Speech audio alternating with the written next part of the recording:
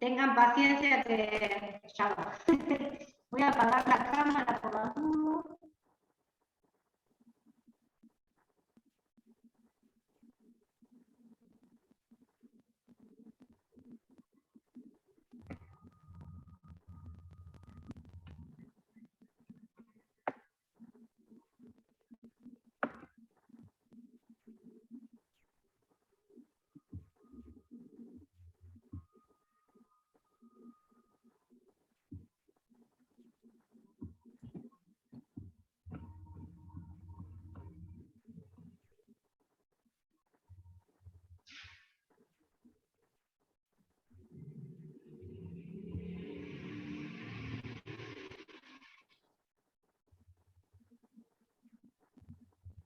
Ya estamos.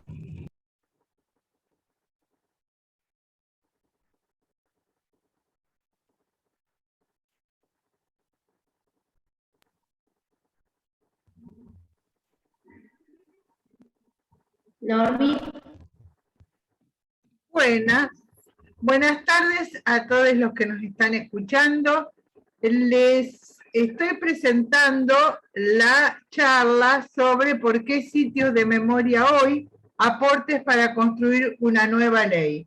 Esta inquietud ha surgido en la Comisión de Sitios de Memoria de la Secretaría de Lesa Humanidad de la Asamblea Permanente por los Derechos Humanos de la Argentina.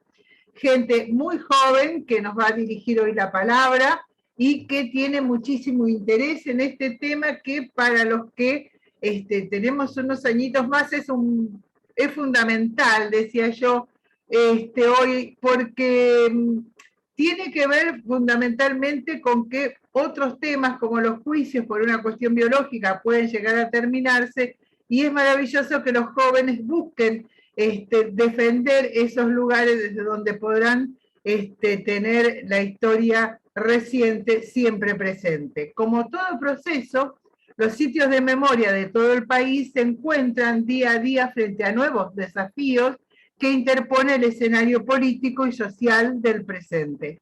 Y como tal, están en constante reconvención y adaptación activa a la realidad. ¿Cuáles son las claves de esa reconvención? ¿Cómo se traducen en la vida de las comunidades donde están insertos y la institucionalidad del Estado? En esta serie de conversatorios, hoy comenzamos con 3 espacios, pero seguirán, a partir de las amplias y variados trayectos que tienen ya sea las regionales y juntas promotoras de esta PDH, que como ustedes saben, son bastante más de 35, intentamos construir y amplificar los consensos alrededor de estos puntos para avanzar en la posible y necesaria modificación de la Ley 26.691 de sitios de memoria. La discusión, vamos a intentar, ronde alrededor de 3 cuestiones nodales. Conceptualización, qué son y cómo deberían conceptualizarse la noción de sitio de memoria. Estructura funcional, cómo mejorar la administración y la gestión de los sitios en términos de conservación, personal, infraestructura, etcétera, etcétera. Y el diálogo intergeneracional, cómo los sitios deberían vincularse con diversos públicos, fundamentalmente los más jóvenes. Semillero de memoria que debe ser permanente. Hoy nos acompañan y saludamos a nuestro presidente, uno de los 3 presidentes de la PDH, el doctor Guillermo Torremare, y Macarena Casals, Joaquín Albornoz y Verónica Gauceño, quienes vamos a ir dando sus cargos y demás en la medida de que hablen. Creo que Verónica quería hacer un pedido. Verónica, tenés la palabra. Buenas tardes, ¿qué tal, compañeros? Un gusto compartir esta actividad con todos ustedes y con todos los que nos están viendo a través de Facebook, que ya nos están empezando a saludar. Como vamos a hablar de sitios de memoria, yo quería pedirles que esta charla, que este conversatorio fuera en homenaje y como recordatorio de nuestra compañera Viviana Nardoni, exdirectora del Museo de la Memoria de Rosario, porque se jubiló, y que bueno, justamente hoy hace una semana que hemos perdido, así que quería hacer esa mención especial en honor y en recuerdo a una gran luchadora por los sitios de memoria, en especial el Museo de la Memoria de la Ciudad de Rosario. Gracias. Bueno, así es. Creo que es totalmente adecuado. Gracias, compañeros, por aceptarlo, y compañeras. Y sí, fue muy duro. Le voy a pedir un saludo al señor presidente de APDH Argentina, porque la verdad que es todo un honor que esté acá acompañando esta actividad que se está haciendo con tanto entusiasmo, ¿no? Qué exagerada, Norma, como siempre. Creo que la exageración es una de tus mejores virtudes, mirá. Sí, buenas tardes a todos y a todas. Bueno, un gusto, ¿no? Para mí es fantástico poder estar acompañando, porque acompañando significa el respaldo institucional de toda la APDH, de todo el país, a esta actividad tan valiosa que desarrollan ustedes siempre, y hoy particularmente tocando un tema que para mí es novedoso.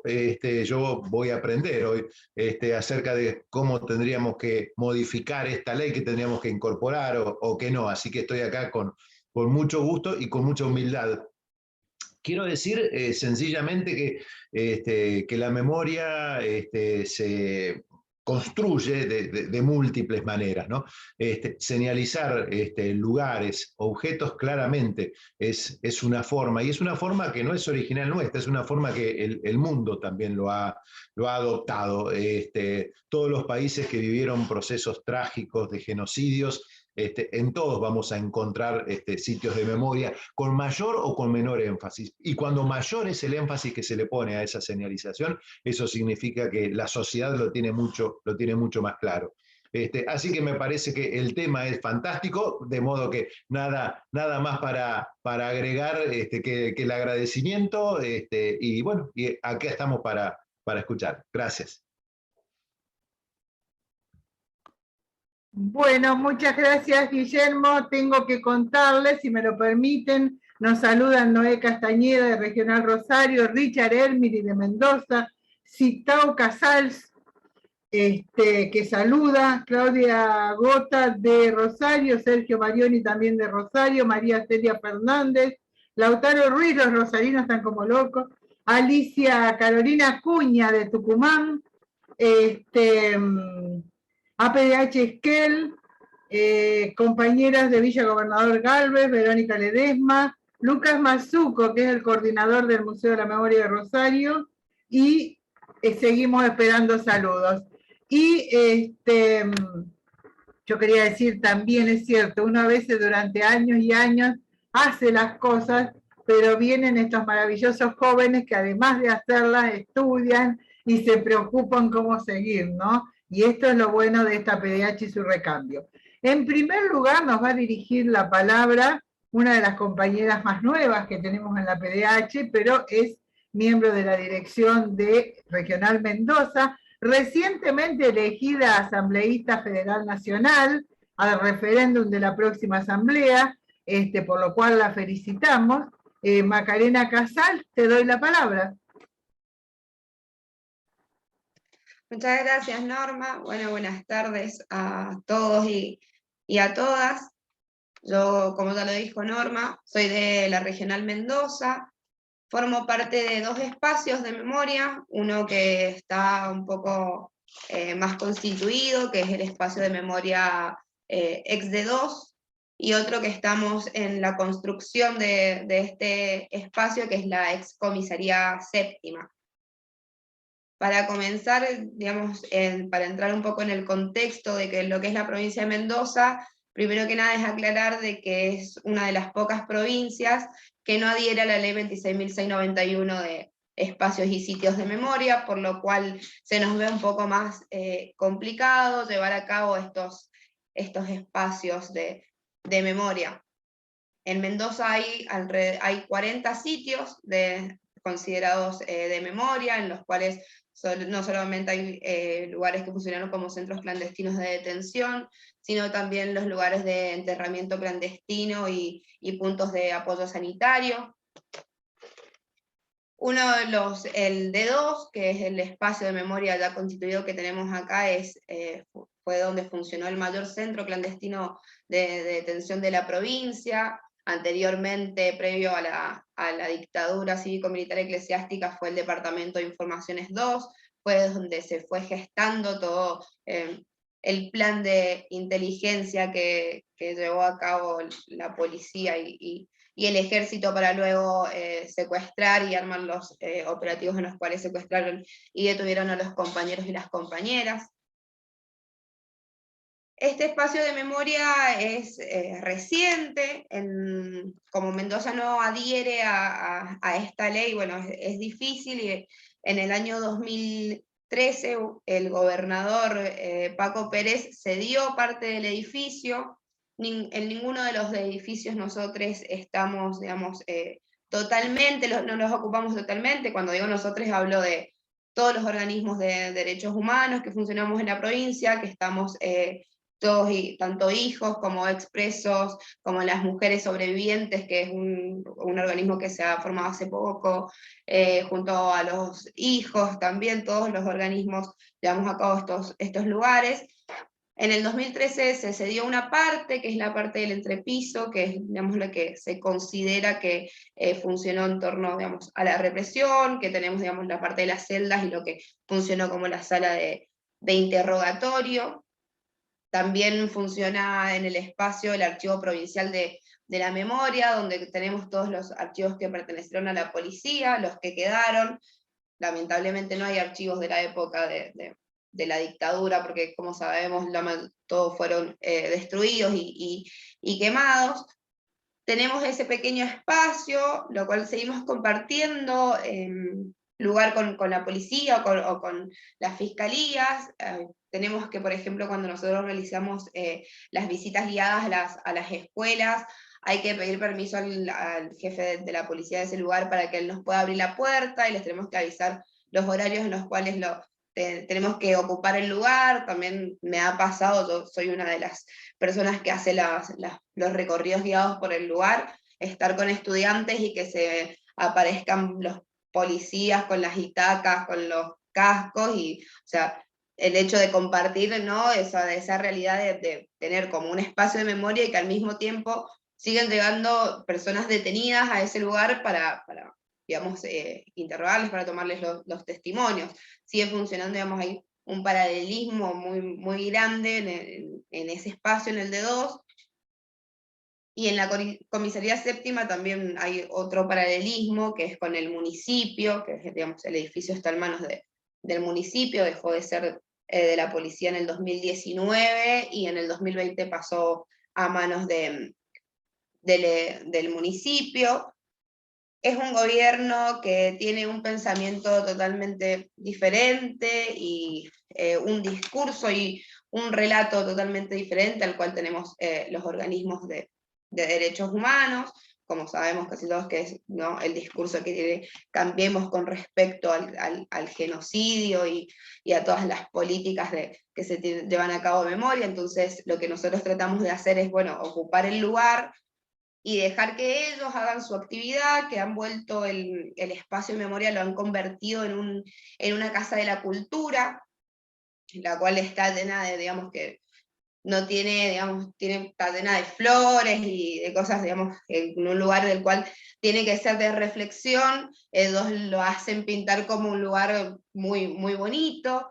Para el 24 de marzo, también una forma para diferenciarse de ellos, lo que hicieron fue tratar de hacer su propia señalización del espacio. Como sabemos, según dice la ley 26.691, se establecen los 3 pilares en los lugares, ¿no?, de la señalización, de memoria, verdad y justicia. Lo que le hizo la municipalidad es puso memoria, verdad, justicia y democracia, como para diferenciarse de esa señalización nacional que hace la Subsecretaría de Derechos Humanos y los organismos. Ellos le clavaron el democracia al lado, ¿no es cierto? Y todo el tiempo, bueno, tratan como de hacer eso. Entonces lo que nosotros y nosotras tratamos de hacer en ese lugar es funcionar de forma paralela, hacer nuestras actividades, aunque nos niegan, ¿no? Obviamente, el espacio físico y la estructura, y por ejemplo, nosotros queremos hacer un conversatorio presencial y no nos dan el lugar, o nos dicen que no hay mobiliario, pero ellos tienen actividades casi casi todos los días, hacen, como les digo, han vuelto ese espacio de memoria en un lugar de cultura, donde solamente se habla de eso, se hacen cosas, digamos, referidas a la cultura, que están buenas para los vecinos, pero no se habla de memoria, no se habla, de verdad no se habla de justicia, sino es que tapan todo el tiempo, digamos, lo que realmente pasó. Yo lo considero como una tergiversación de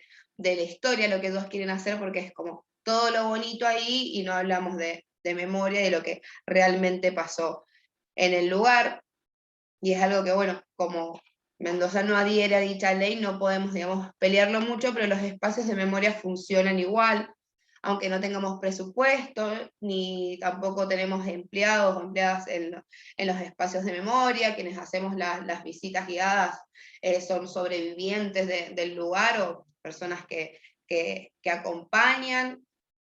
Tratamos de organizarnos nuestros horarios con los laburos que tenemos, porque hay que tratar, ¿no? O sea, todo el tiempo hay mucho laburo en el espacio de memoria, y hay muchas personas las cuales estamos acá adentro, pero bueno, no contamos con una persona que pueda dedicarse, digamos, al 100% ahí.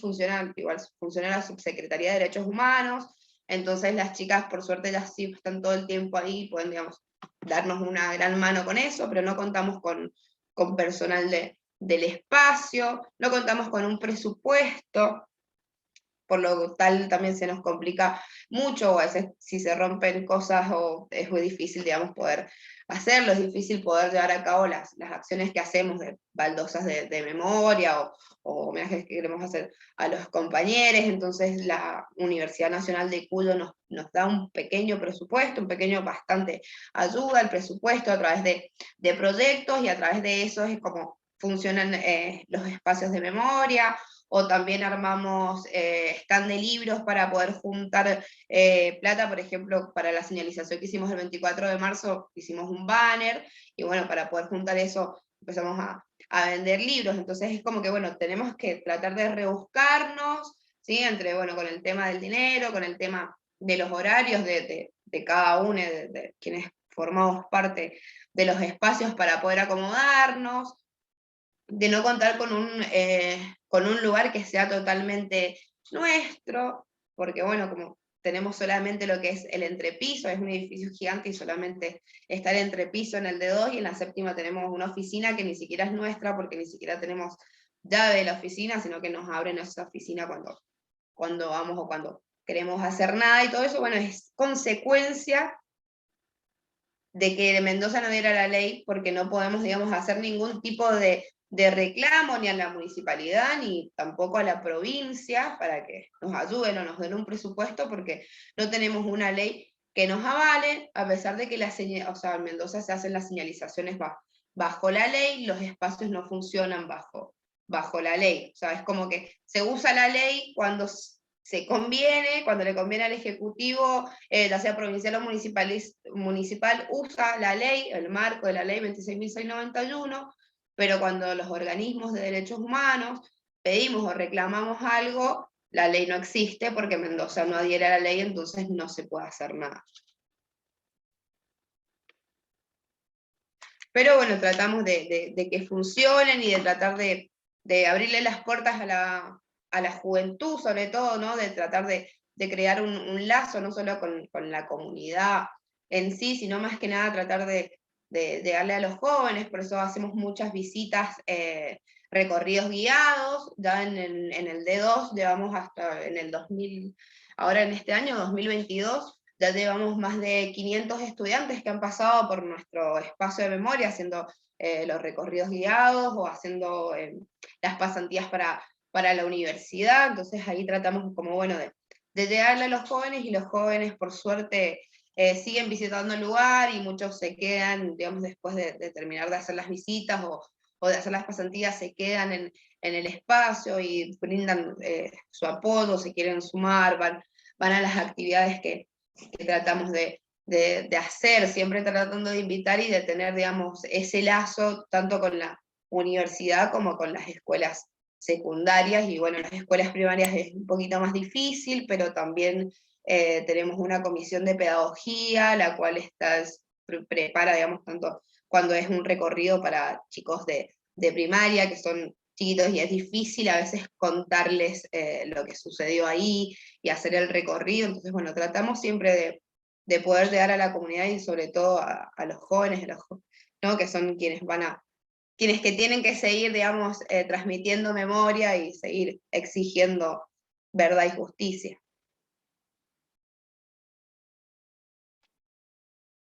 Bueno, Macarena, ¿está? Te agradecemos muchísimo y te damos la bienvenida a la presidenta Soledad Astudillo, que mi cielo estuvo buscando el link. La verdad que lo mandamos hace mucho tiempo, yo también lo tuve que buscar. Bueno, Soledad es la presidenta nacional, otra de las presidentes de la PDH Argentina, y también tiene el saber que trabaja hace muchísimos años en sitios de memoria, o sea, una de las personas que más conoce también sobre esto, ¿no? Y eso es sumamente importante. Así que te damos la palabra para un saludo. Podés extenderlo un poquito. No me extendería. Después de haber llegado tan tarde, buenas tardes a todas y a todos. Disculpen, pero la verdad, bueno, cosas que suceden. Cuando hacemos las cosas de manera tan planificada y ordenada, a veces después nos cuesta encontrarnos a nosotros mismos. Yo me parece genial que podamos tener y pensar desde APDH esta actividad con esta temática, ¿no? De los sitios de memoria, los espacios de memoria. Creo que es momento de hacerlo, que hay muchos lugares que se han señalizado, que se han convertido en espacios de memoria, que se está trabajando. Como mencionaba recién Macarena, creo que hay una situación a su vez desigual en las distintas ciudades y provincias de adhesión a la ley, contratación, quién lo gestiona, que me parece que hay que empezar a pensar y intentar encontrar un marco que ordene y que regule eso. Por eso este debate me parece más que bienvenido. Y por supuesto, hay una ley que valoramos y que fue muy útil en su momento, y que hay que volver a poner en discusión desde mi lugar de trabajadora de espacios de memoria. Creo que estuvo bien, que ahora quedó corta y hay que volver a repensar algunas cosas, ¿no? Y ahí el rol de los organismos, de la sociedad civil, de familiares, de sobrevivientes, me parece que se vuelve súper importante para pensar, pero para dar estos debates que estamos dando hoy acá. Así que solo eso, los dejo para seguir escuchando lo que venga en esta charla. Gracias, Soledad. Bueno, tenemos el saludo de Susana Ticera, compañera de Río Cuarto, PDH Río Cuarto, Córdoba, y de Luli, una compañera de Rosario que es maestra. Vamos a darle la palabra a Joaquín Albornoz, él es coordinador de la Junta Promotora de APDH Río Cuarto, y creo que es un poco el motorcito de esta comisión. Un motorcito que a veces empujamos entre Macarena y algún otro, pero siempre está dispuesto a pensar y a trabajar en algo más sobre este tema, y realmente yo le doy todo el crédito sobre todo lo que estamos haciendo al respecto. Te escuchamos, Joaquín. Bueno, gracias, Norma. Hola, ¿cómo están? Digo, compañeros de APDH, gente que está en Facebook y demás. Esta es una iniciativa, digamos, que es la primera, pero la idea es que se siga replicando, digamos, en otra instancia, y que tiene justamente este objetivo de empezar a conocer cómo estamos desarrollando nuestras experiencias de trabajo en sitios de memoria, y cuáles son las ideas, las dificultades, los obstáculos también que estamos encontrando en diferentes geografías y latitudes del país, en relación un poco a lo que decía Soledad, que tiene que ver con cierta desigualdad, vamos a decir también, pero también como algunas digamos, características disímiles, digamos, entre diferentes territorios, jurisprudencias, niveles del Estado y demás. Esta es la primera, como decía, pero bueno, después hay compañeros de Punta Indio, de Zárate, de Famayá, de otros espacios y de otras regionales que son alrededor de 35, como decía Norma, que van a estar también reflexionando y diciendo alrededor de este eje. Así que bueno, nada, para iniciar, bueno, soy Joaquín, digamos, de la PDH Río Cuarto, nada, eso, hola, digamos, y el agradecimiento a todos los presentes en Facebook y demás. Y lo primero que quería destacar de este conversatorio es el síntoma que representa, ¿no? Digo, hoy a más de 45 años del golpe, tenemos la necesidad de empezar a hablar de los sitios en otra clave, digamos, porque hay algo que está sucediendo, hay algo que se está reconvirtiendo, digamos, no solo los sitios de memoria, sino el movimiento de derechos humanos en general. Digo, estamos atravesando transformaciones y cambios, digamos, que tienen que ver con la propia genealogía de la lucha, pero también con los obstáculos y las cosas con las que nos vamos encontrando todo el tiempo, que nos van poniendo no solamente ante nuevos desafíos, sino también ante nuevas cuestiones creativas, ¿no? que van surgiendo para seguir manteniendo viva la lucha por memoria, verdad y justicia. En ese sentido, bueno, la pregunta es, ¿qué rol tienen los sitios de memoria hoy? Digo, o para qué los sitios, o por qué los sitios de memoria hoy, y qué representa el instrumento de la ley 26691 de sitios de memoria en ese sentido. Yo con lo que quería comenzar es que, digo, tanto yo como toda mi generación, digo, incluso Maca también, somos producto de la lucha por el 2x1. Digamos, ¿no? Y nuestras luchas, digo, pueden haber comenzado, se pueden haber fortalecido, no solamente la lucha por el 2x1, sino también por saber qué pasó con Santiago Maldonado, ¿no? Como, me parece que son hitos como bisagra, cognitiva y políticamente, digamos, respecto de la pregnancia de la lucha por memoria, verdad y justicia en las juventudes. Y es justamente ahí desde donde quería plantarme o hablar, digo, yo hablo desde ese lugar, ¿no? El rol como joven, digamos, en el movimiento de derechos humanos, pero también el rol como desde el interior, entre comillas, digamos, que también le da como características particulares al proceso. En ese mismo sentido, bueno, tengo algo acá para presentar, digamos. Ahí Vero me dice que está inhabilitada la función de compartir pantallas, mientras tanto sigo. Digo, yo recién hablaba del 2x1 y la lucha por saber qué pasó con Santiago, y nada, me refería a mediados de 2017, ¿no? Como nosotros, ahí está, tengo para compartir, modo pantalla completa, ahí les veo. A mediados de 2017, cuando a nivel local, digo, quiero ser breve con esto, pero digo, para ver cómo esos procesos de lucha también influyen sobre los procesos locales, digamos. Nosotros, como partícipes de esas instancias, digo, la del 2x1, pero también la de Santiago Maldonado, como estudiantes y con algunos antecedentes en el movimiento estudiantil de nuestra ciudad, empezamos a accionar alrededor de la no demolición del edificio que fue nuestro colegio, digamos, durante muchos años, y que después descubrimos que había sido el Buen Pastor, la ex cárcel correccional de mujeres y asilo de menores. Habrán escuchado de Buen Pastor en Córdoba capital, y bueno, y de restaurantes y cosas, en negocios articulados alrededor de esos espacios que están en toda Latinoamérica. La cuestión es que desde el centro de estudiantes en ese momento ya nos venimos preguntando qué había pasado en ese lugar, digamos, y el mito nos decía que, comentaba que habían pasado presas políticas, pero muy poca definición alrededor de eso.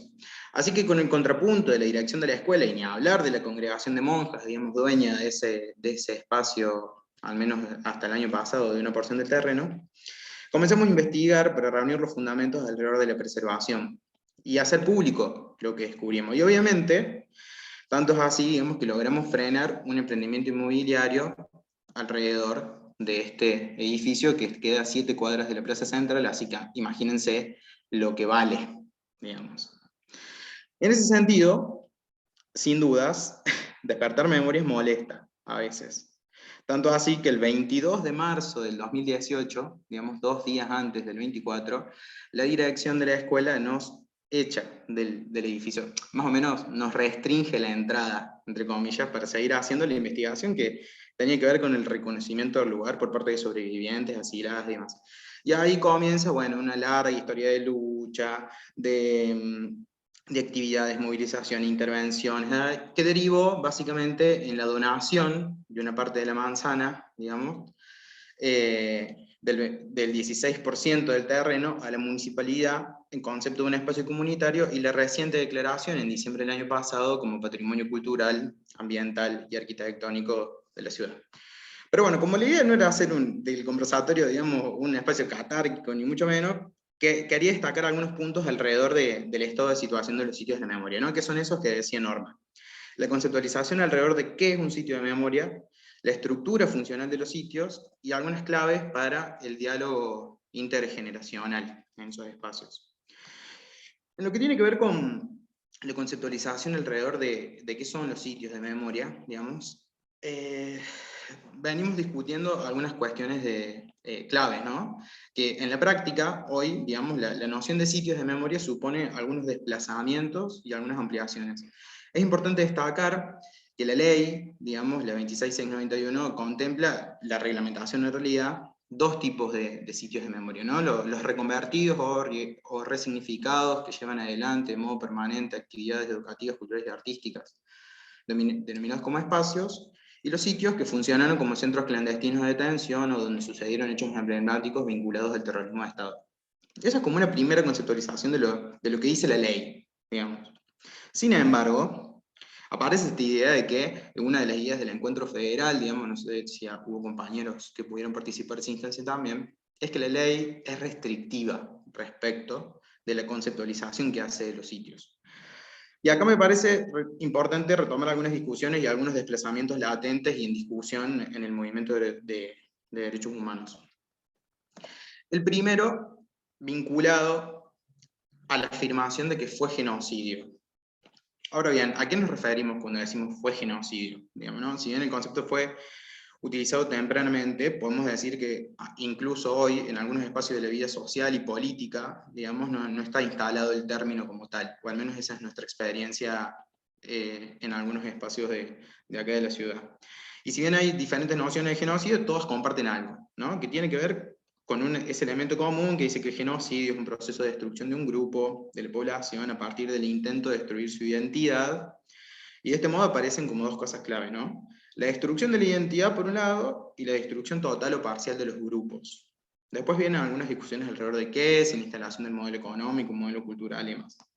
Pero pese a quien le pese, para el movimiento popular, digamos, de derechos humanos, es ese concepto, y no otro, el de genocidio, el que nos ha permitido tener mayor fortaleza para responder a la avanzada negacionista. Y como tal, la idea de genocidio, visualizar el proceso, nos permite salirnos un poco de la categoría de las víctimas directas, digamos, ¿no? Del terrorismo de Estado, solamente poder estar viendo eso, ¿no? Sino que estamos visualizando un proceso cultural, simbólico, a partir del cual se construye un enemigo otro, peligroso, digamos, el enemigo interno, famoso, digamos.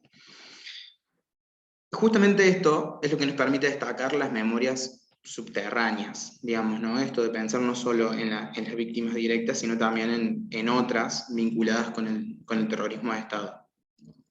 Yo pongo esta foto acá, esta foto es del Buen Pastor también, pero esta foto es de inicios del siglo XX. En la parte superior izquierda van a ver que hay un grupo de nenas que están vestidas diferentes y que tienen otros rasgos también de cara y demás.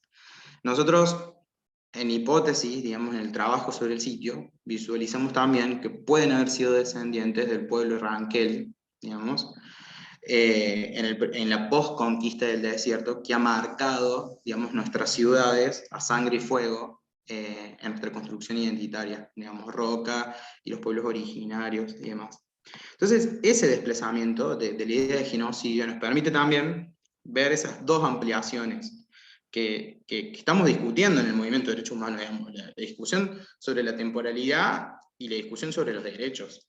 En la temporal, es decir, bueno, pensar las conexiones entre el primer genocidio y entre el de los 70, digamos, y ahí el juicio por la verdad de Napalpí, pero también otras masacres y matanzas de los pueblos mapuches u otros pueblos originarios, como también, digo, lo de los bombardeos de Plaza de Mayo, digo, nos hablan sobre esa amplitud temporal que estamos discutiendo en el movimiento de derechos humanos y que creemos importante reformular, repensar y reforzar, digamos.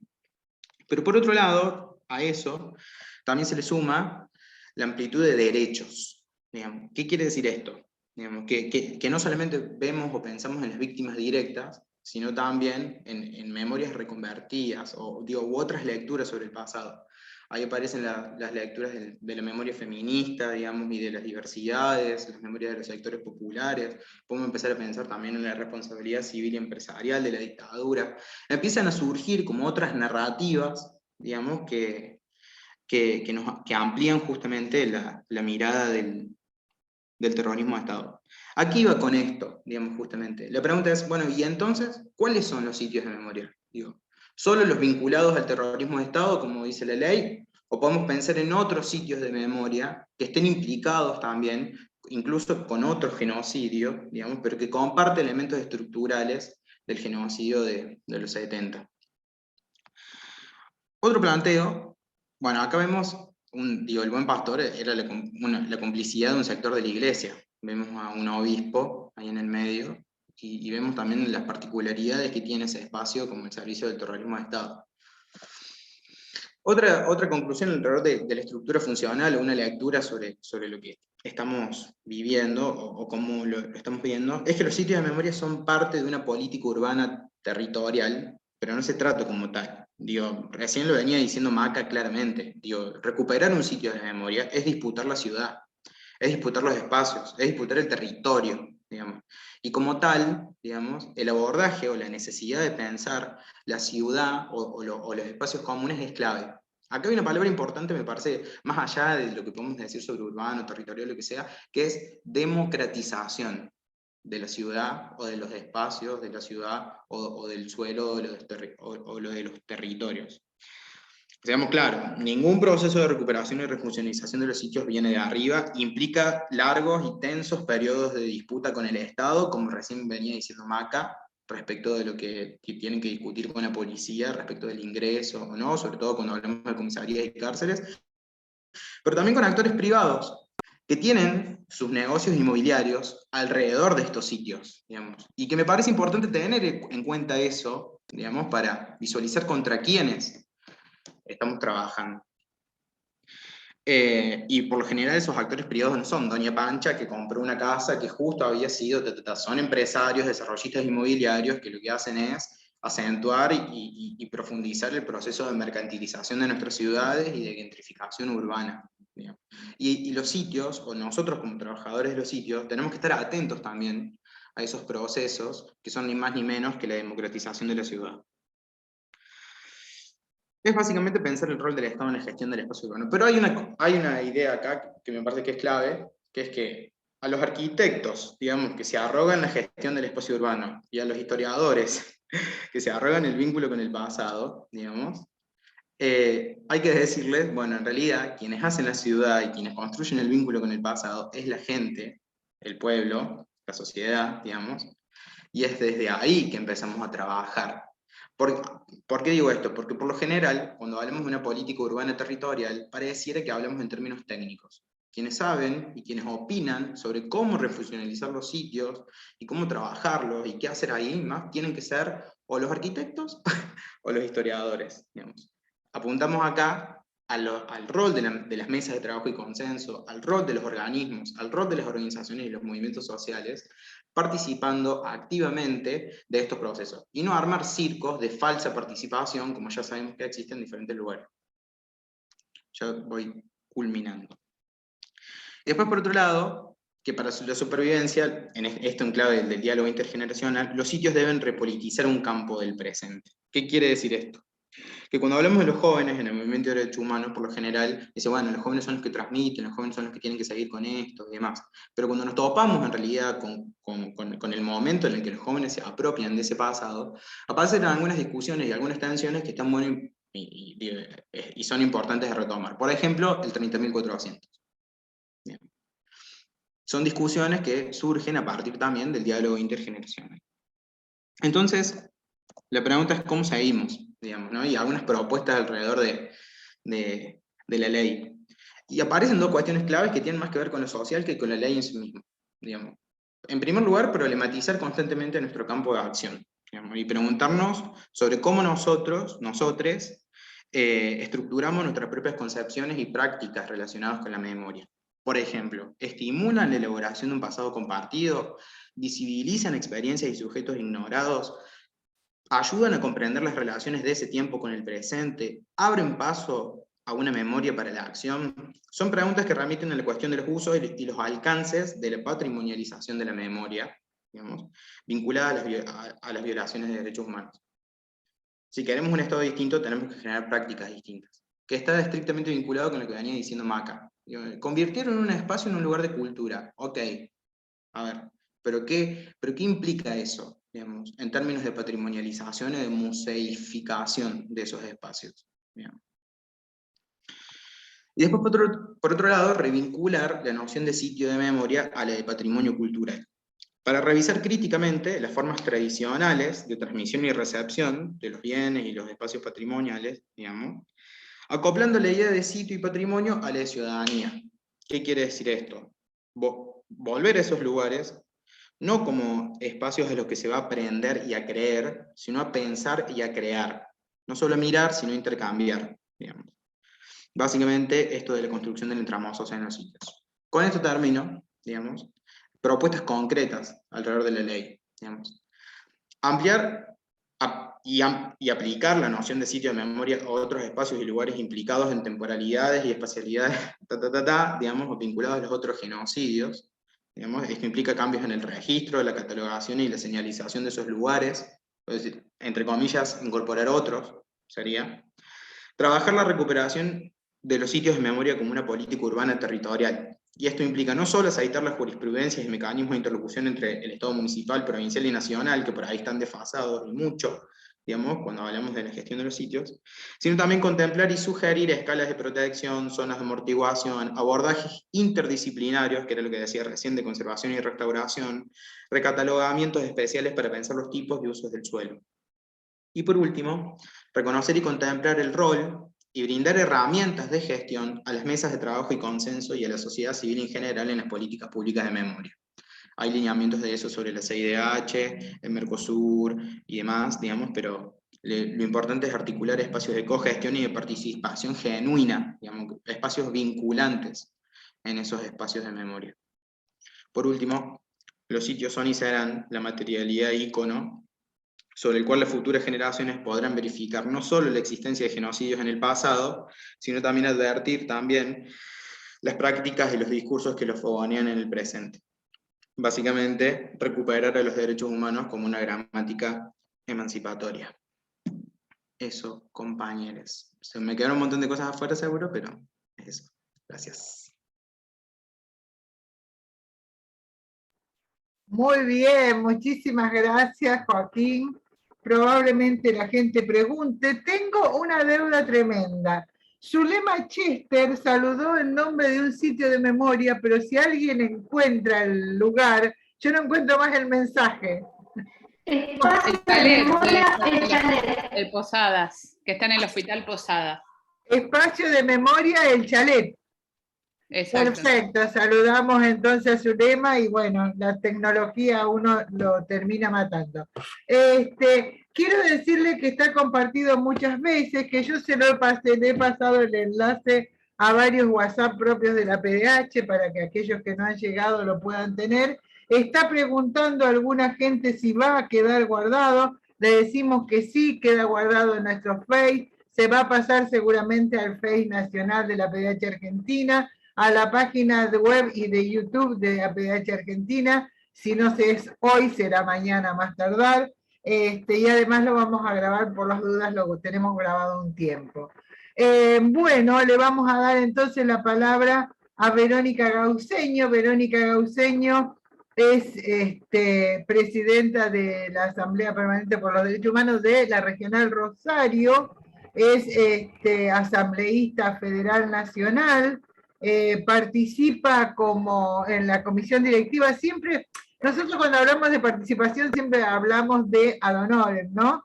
En la comisión del servicio de informaciones como titular, fue voluntaria mucho tiempo en el Museo de la Memoria, todo eso, y además es hija de desaparecido y sobrina de desaparecido en el terrorismo de Estado. Ella nos va a contar un poco la experiencia. Nosotros acá tenemos muchos sitios de memoria, señalización y demás, pero vamos a hablar probablemente, más allá de nombrarlos, de los lugares donde APDH tiene una inserción real, concreta de trabajo hace muchísimo tiempo. Bueno, te escuchamos, Vero. Bueno, en principio agradecer de nuevo el espacio y compartirlo con compañeros de otras latitudes, porque los escuchaba atentamente y pensaba, ¿por dónde arranco? Porque es totalmente distinta la experiencia de una provincia a otra, de una ciudad a otra.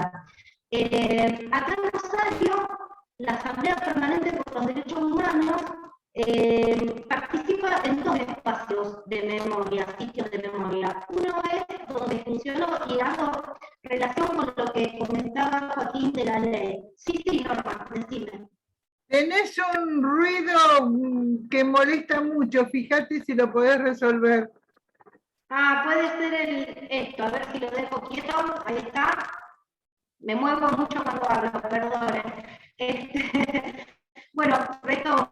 Acá en Rosario tenemos dos grandes sitios de memoria, no son los únicos, hay muchas marcas de memoria en la ciudad, comisarías, escuelas, en toda la provincia. Pero me voy a referir específicamente a los dos íconos aquí en Rosario, que uno es el ex Servicio de Informaciones, que fue un centro clandestino de detención.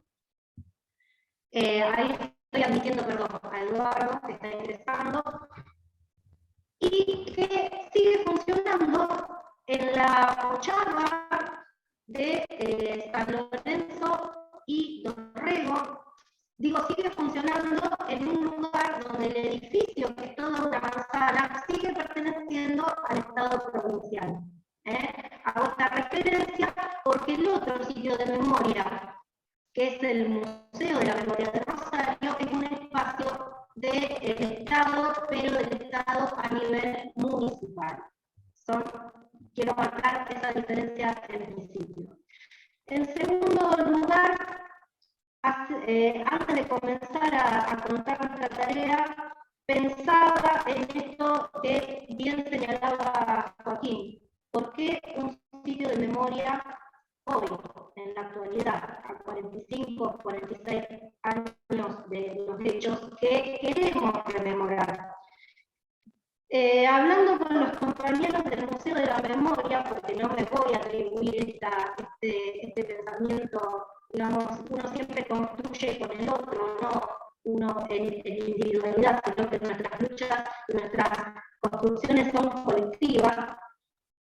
Ellos nos decían que el rol de un sitio de memoria es un rol político, un rol pedagógico, un rol cultural y social. Muy bien lo dijo Joaquín, ¿no? En esta cuestión de qué buscamos con la resignificación de la ley y de las prácticas de la memoria en la actualidad. Y antes de comenzar la charla hablábamos de que en algún momento los juicios van a terminar, ¿no? No sabemos cuándo. Este año, el año que viene, en 5, en 10, en 20, no lo sabemos. Porque todos los días surgen testimonios y causan cosas nuevas.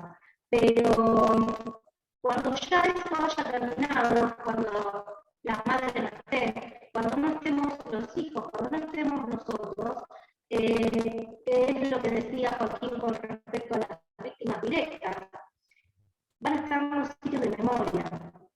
Y van a ser un gran instrumento, y son un instrumento en la actualidad, contra lo que nosotros hoy llamamos negacionismo. Esto de que nos vengan a discutir hasta el número, ¿no?, de los desaparecidos. Y esto es porque la memoria es un continuo territorio en disputa. Si hay algo que aprendí desde el primer día que ingresé como voluntaria en el año 2011 en el Museo de la Memoria, y me formé junto al equipo del Departamento de Educación del museo, es que la memoria nosotros lo vemos digo nosotros refiriéndome no solamente a la militancia, a la PDH, sino a los trabajadores del Museo de la Memoria de Rosario, haremos como algo en movimiento, algo que no se cristaliza, en un diálogo permanente entre el pasado, el presente y el futuro. Una de las preguntas que siempre nos hacíamos en los trabajos internos de los voluntarios era hacer memoria para qué, por qué, qué queremos hacer memoria. En el Museo de la Memoria de Rosario hay una máquina que se llama Verónica, se queja la gente de que escucha muy mal. La verdad que nosotros también, hay un ruido. A ver si lo podés resolver, podés hablar en directo. ¿Ahí se escucha bien? Ahí se escucha, seguí a ver si... Voy a tratar de quedarme quieta, prometo.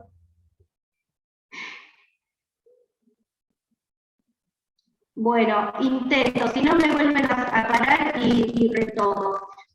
Hablaba de esto de la memoria de no cristalizar y que en el Museo de la Memoria de Rosario hay una máquina que se llama Mémora, que no solamente refleja el genocidio de los 70, el último genocidio, sino que refleja todos los genocidios que se han transcurrido en la historia de Latinoamérica.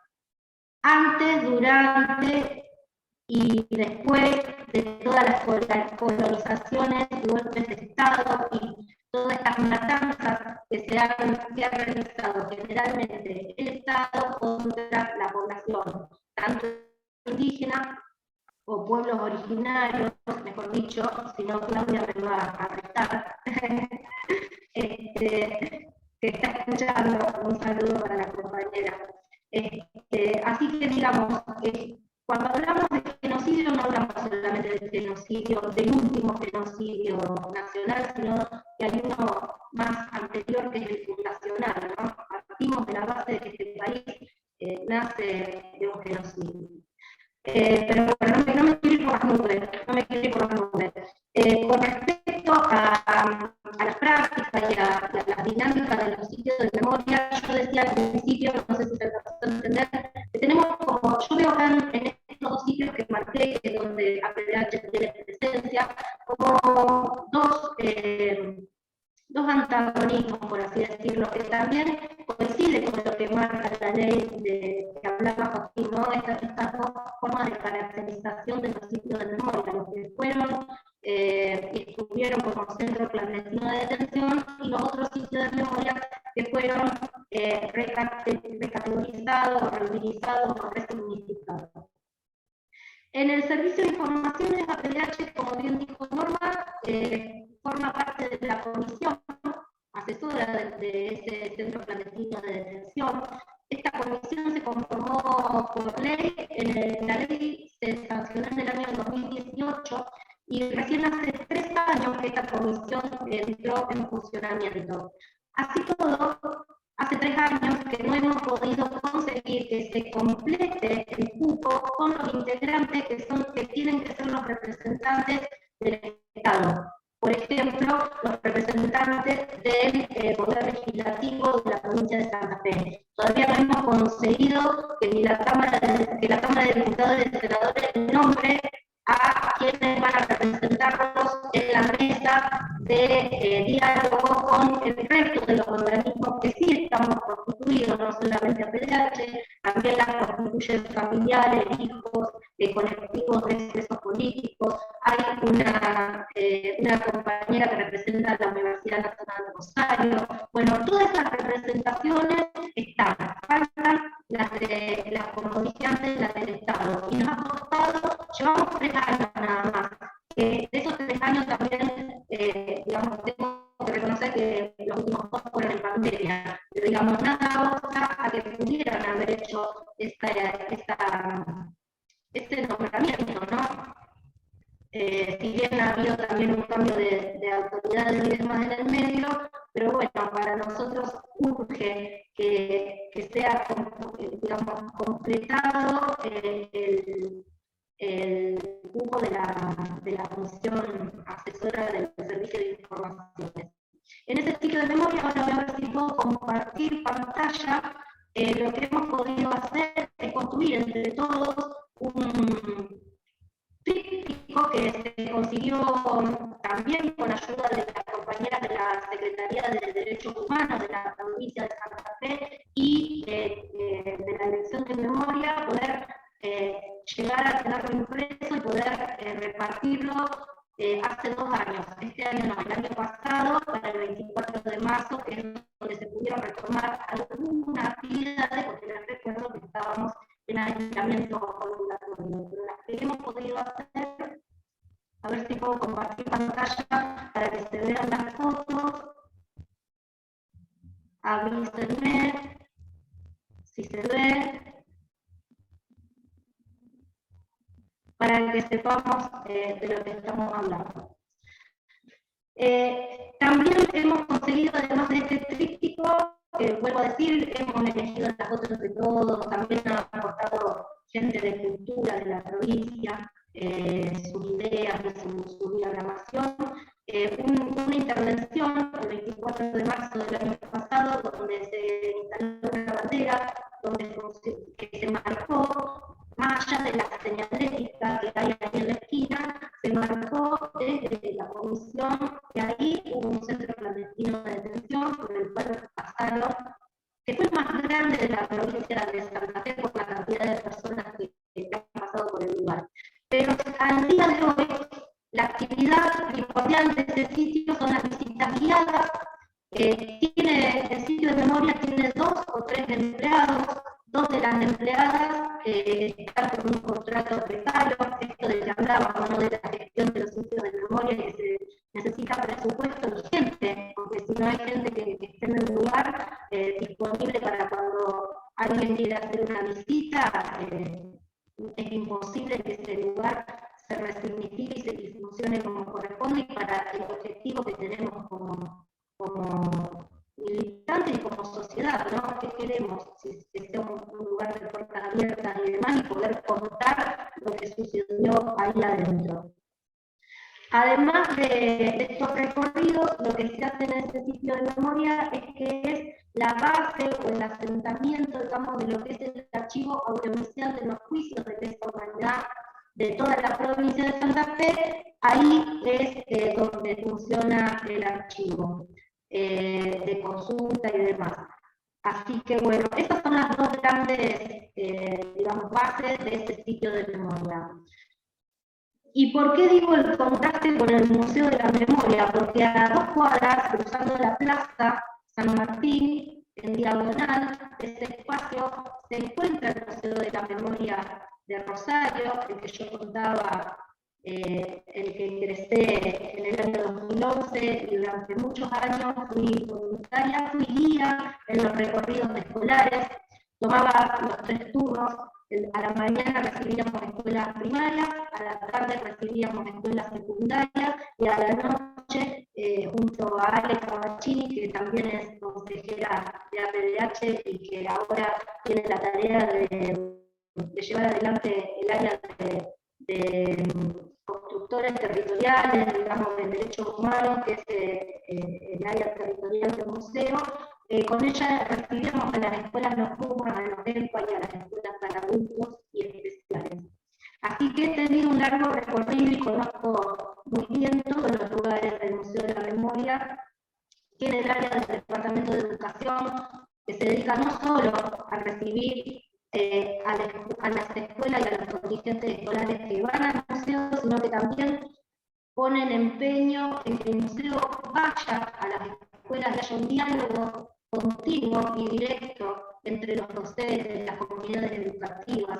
También se brindan desde el área de educación capacitaciones a docentes, que luego los docentes van al museo, luego de transitar esa área, siendo guías ellos mismos de sus propios grupos, siempre con alguien de los chicos acompañando, ¿no?, por si surge alguna inquietud o alguna respuesta. Pero también tenemos un centro documental importantísimo, donde se guarda, no solamente, bueno, Norma puede dar cuenta, hace poco tiempo ella donó su archivo personal y el archivo en realidad de APDH y toda la lucha de los organismos de derechos humanos sobre todo de nuestra organización, al centro documental. Son tantos los documentos que todavía los compañeros los siguen escaneando y digitalizando para que esto no se pierda. Muchas de las familias y sobrevivientes digo hemos porque yo también he donado archivos personales con respecto a la desaparición de mi papá y al asesinato de mi tío en el último golpe de Estado, y así hemos dejado y hemos confiado en ese espacio nuestros archivos. Además, funciona la biblioteca, donde también se generan contenidos, no solamente libros, digamos, de autores y demás que uno puede ir a consultar específicamente sobre la temática, sino que también el Museo de la Memoria ha producido sus propias publicaciones y sus propios ejemplares. También tenemos, digamos, la característica, lo que caracteriza al Museo de la Memoria de Rosario es que se cuenta este pasado reciente, esta historia reciente, como decía antes, desde el arte, desde el recurso del arte.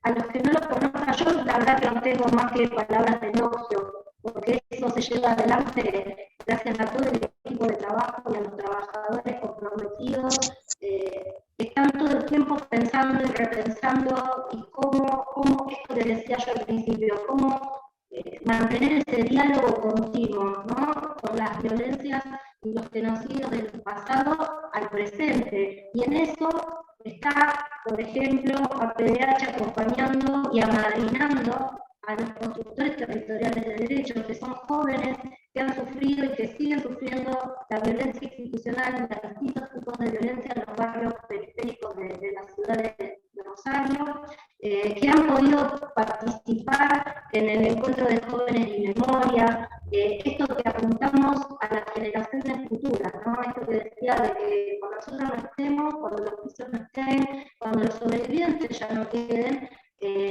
cómo se resignifica el hablar de este tipo de violencia, cuando la violencia parte del propio Estado. Y acá me estoy acordando, cuando digo esto, una vez lo dije en presencia de Viviana, y Viviana me dice, sí, Verónica, pero desde el Estado también tenemos el rol y el compromiso de repararlo. Y esta es la otra cuestión de un sitio de memoria, la reparación. Cuando hablamos de reparación, no hablamos solamente de reparación económica, porque generalmente los negacionistas, los discursos de odio que dicen, bueno, sí, lo único que persiguen es la indemnización, la pensión. No, estamos hablando de otro tipo de reparación. Precisamente, el mismo Estado que vulneró los derechos hoy está gestionando este sitio de memoria, y hablo no solamente de la reparación en términos personales. Esto lo podría contar y sería para otra charla, porque he transitado ese camino. Yo ingresé al Museo de la Memoria sin decir quién era. Yo jamás dije, tuvieron que transcurrir, y esto no me dejan mentir mis compañeros, tuvieron que transcurrir por lo menos mínimo un año para que yo pudiera decir que era hija de desaparecidos ahí adentro. Ingresé como una voluntaria más, hice toda la capacitación y transcurrí todo ese tiempo como un proceso de reparación. Porque yo iba con una doble escucha, ¿no?, en ese momento.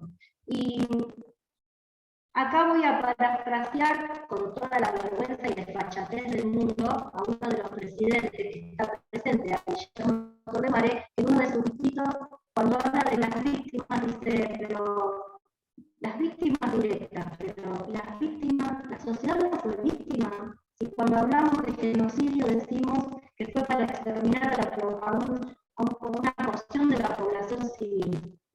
La sociedad no es también víctima directa. Dejo esta pregunta en el aire. Si hay algo que yo valoro muchísimo, muchísimo, y también tiene que ver con esto de los sitios de memoria, es que nos vinculamos todos. No hay necesariamente tuviste que pasar por esto personalmente, no necesariamente tuviste que tener una víctima directa, como fue mi papá, mi tío, mi familia, y la de muchos otros, para estar comprometido y estar, involucrarse, ingresar a un sitio de memoria y aportar, ¿no? Aportar desde todos los lugares, desde todas las disciplinas que se puedan ejercer y realizar en un sitio de memoria, ¿sí? No me quiero extender, por ahí prefiero si hay preguntas o si podemos dialogar entre nosotros. Voy a tratar de compartir ahora una foto que nos sacamos a pedido de la Comisión de Sitios de Memoria de la PDH para este último 24 de marzo, a ver si la encuentro, que intentamos sacar una foto en cada sitio de memoria donde hubiera una PDH, y nosotros nos sacamos ahí. Este es el Museo de la Memoria, la terraza, sacamos ahí con todos los compañeros en el museo. Quisiera decir muchísimas cosas, pero me voy por las nubes, así que prefiero dejarlo acá y abrir a preguntas, a poder dialogar entre nosotros. Gracias. Gracias, Verónica.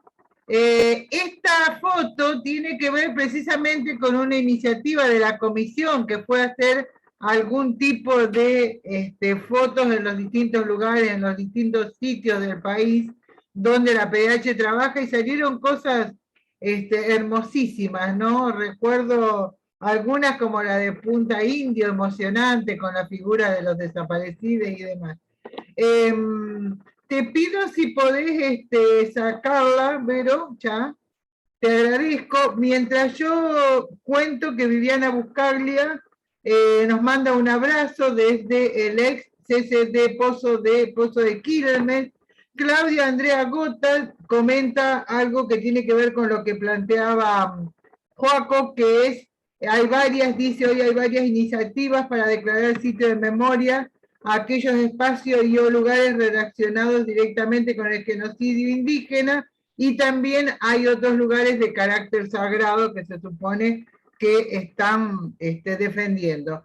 Y yo le voy a pedir a Guillermo, que me está pidiendo para una breve reflexión, que me parece genial, pero primero le voy a pedir un saludo a Eduardo Tabani, si es que me está escuchando, que se incorporó, porque parece ser que yo no le mandaba bien el link para incorporarse. Así que bueno, ahí está el compañero, Guillermo, supongo que le cederás la palabra para que salude, y después tenemos todo el... Te quedaste, te muteaste. Sí, no hay por ahora preguntas, dije. Sí hay una buena cantidad de gente que se mantuvo, una pena porque se siguió escuchando mal, no te quería interrumpir, Verónica, pero vamos a tener que resolver eso a corto plazo. Tal vez una computadora nueva necesitemos, queda abierto el pedido. Te escuchamos, Edu. Hola, hola compañeros, compañeras. Sí, es cierto, hay un problema que es probable que sea el resultado del micrófono, a lo mejor que usás, pero no sé, no soy un especialista ni mucho menos. Pero yo tengo que apagar la cámara para poder escuchar mejor. Sí, discúlpenme, yo en realidad vos no es tu responsabilidad, no fue tu responsabilidad, Norma, yo no encontraba el link. Y recién hace un ratito llegué porque venía de una reunión, vengo de varias reuniones, y la última fue por justamente una cuestión que es cara a este espacio y a los temas que están tratando, porque estuve... Perdón, discúlpenme, tengo una llamada, discúlpenme,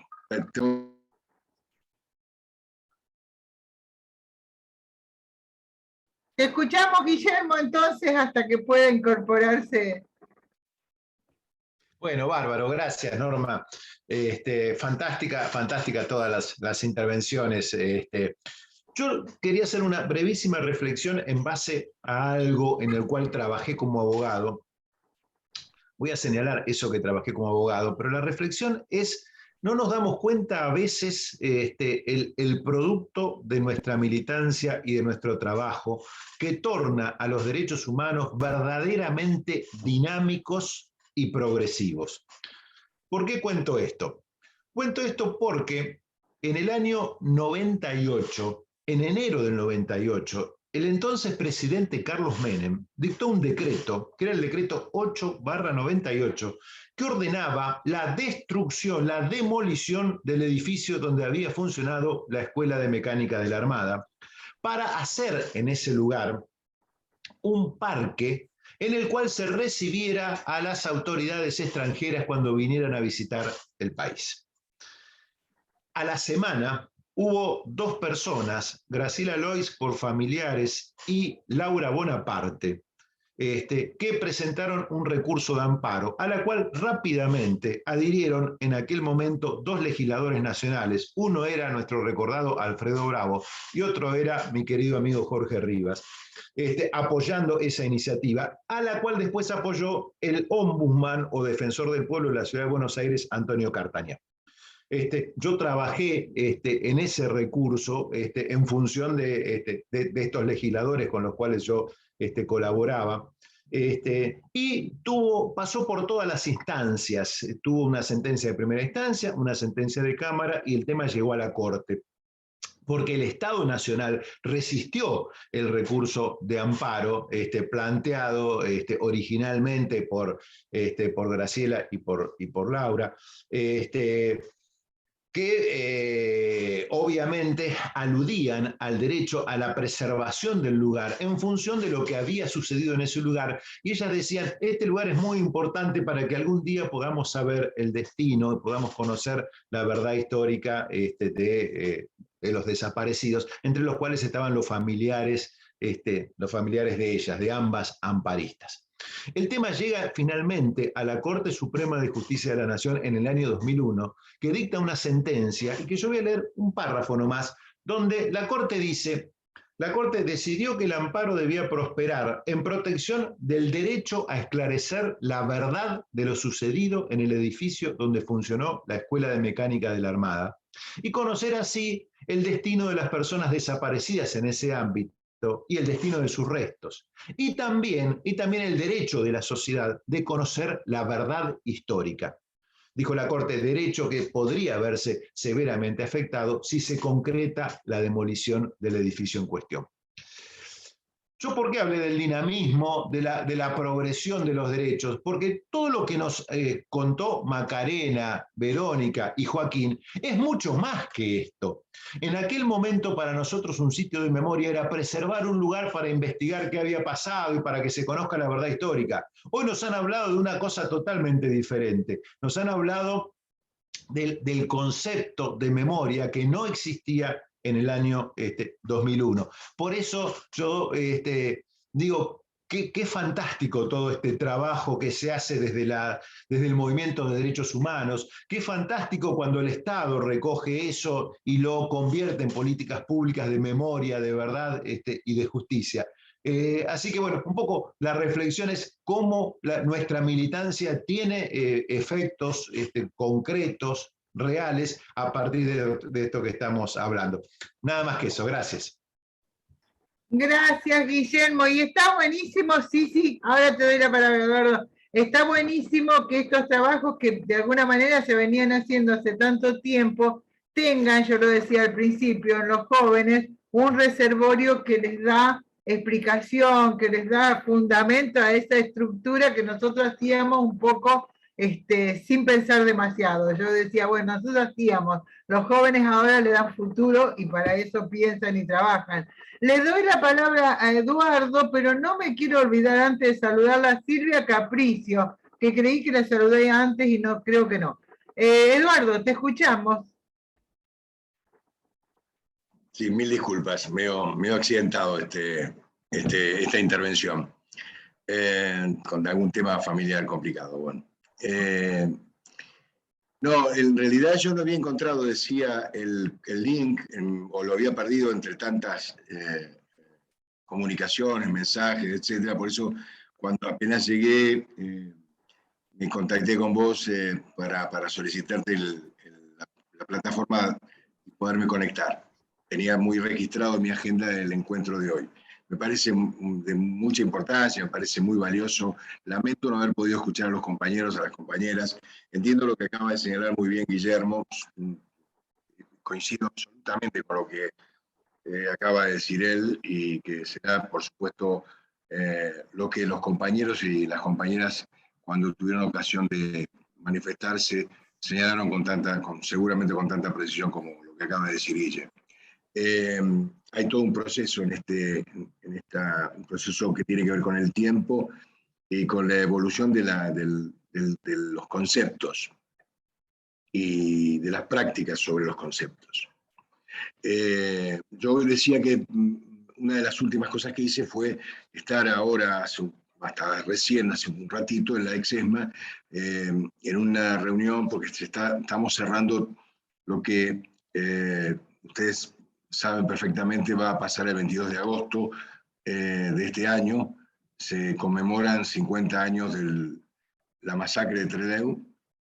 Y estamos trabajando como APDH, acompañando a los familiares, a las familias de las víctimas, de los fusilados y fusiladas en ese hecho de barbarie que fue de alguna manera el prólogo de lo que vendría después. Y ahí justamente también hablamos en ese encuentro de la Secretaría de Derechos Humanos con las compañeras y los compañeros de esos sitios de memoria en la provincia de Chubut y de la importancia de recuperar lo que había sido abandonado por el macrismo durante los 4 años de saqueo, y lo que el tiempo hace cuando, digamos, no hay políticas públicas de sostenimiento, no solo de lo material, sino de lo que implica simbólicamente cada uno de estos lugares. Nos fuimos bastante satisfechos del encuentro de hoy. Mañana vamos a tener otro encuentro con justicia, con las autoridades del Ministerio de Justicia propiamente dicha. Pero la tarea de los compañeros y las compañeras así en Chubut, y de las familias y los familiares que vienen sosteniendo esta lucha de memoria, de eso se trata, están absolutamente en sintonía con lo que bien señalaba recién Guillermo, y es por lo que vienen bregando desde siempre. Nada, saludarle a la posibilidad de este encuentro, de sostener este encuentro. Me gustaría que fuera más masivo, lo de los esfuerzos, ingentes esfuerzos de Norma, de los compañeros como Joaquín, que me consta, bueno, Soledad trabaja y de alguna manera uno puede decir milita en un sitio de memoria que yo conozco bien, porque además tuve la responsabilidad enorme y el honor de tenerlo a mi cargo cuando dirigí el Instituto Espacio para la Memoria. Así que de eso algo poco sabemos, pero aprendemos cotidianamente de los hechos y de las acciones que ustedes encaran en ese sentido. Gracias, Vero.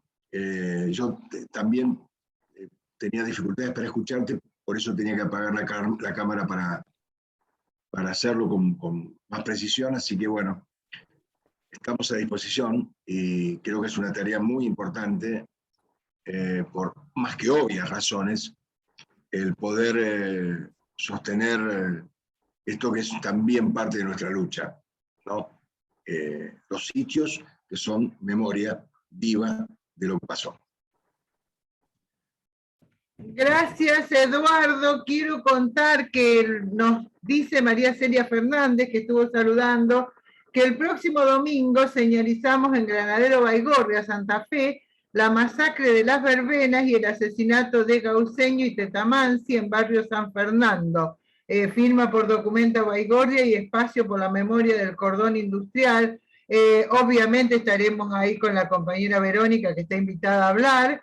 Y en Granadero Baigorria, un pequeñísimo lugar, pero fundamental en lo que era el cordón rojo de las luchas que iba de Villa Constitución a San Lorenzo, está precisamente la Calamita, uno de los lugares más terribles, y que muy unidos al poder político que todavía está muy, muy, muy alto, a pesar de que hace más de 30 años que los venimos peleando, fue muy difícil lograr. Cada paso se hace uno adelante y dos atrás, pero hay algo que la memoria, digamos, del campo popular, yo creo que la Calamita es más sabido lo que pasó que si hubiera estado señalizado el primer día, porque es tan inmensa la lucha que se lleva cotidianamente por ese lugar, y bueno, se avanza, pero demasiado despacio para nuestro gusto.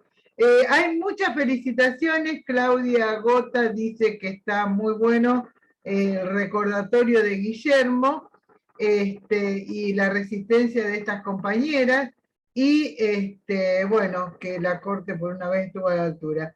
Y bueno, y también Lucas Mazuco felicita, y otra gente que por ahí no la estoy viendo, pero que la leí antes.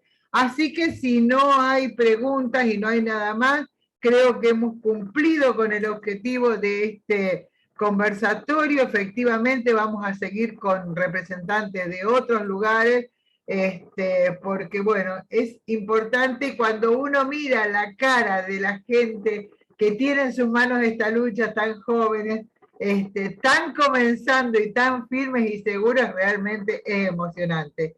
De mi parte les agradezco a ustedes, a todos aquellos y aquellas que están escuchando, y será hasta el próximo conservatorio. Joaquín, queda en tus manos.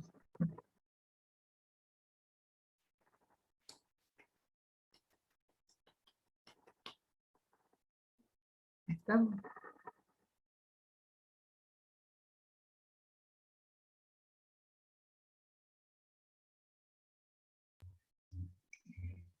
Ahí dejé de transmitir y ahora dejo de grabar. Vos sabés que se me conjugó dos cosas. Estoy encerrada en mi oficina y hace eco.